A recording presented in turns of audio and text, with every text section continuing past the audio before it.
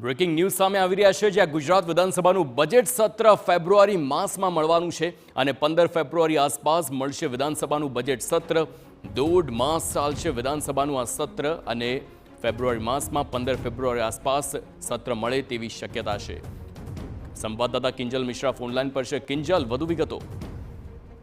બિલકુલ જે કહી શકાય કે ઉનાળુ સત્ર જે હોય છે ગુજરાતનું એ સૌથી મોટું સત્ર હોય છે। લગભગ 1.5 માસનું સત્ર ચાલતું હોય છે।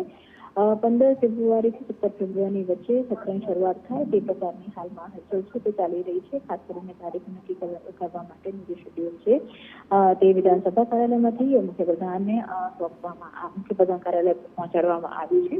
અપેક્ષિત જે તારીખ છે તે 15-17 વચ્ચે વિધાનસભાનું સત્ર શરૂ થાય તે પ્રકારનું લાગી રહ્યું છે, જેની અંદર 4 થી 5 નવા બિલ આવે તે પ્રકારની પણ શક્યતા છે તે જોવા મળી રહી છે।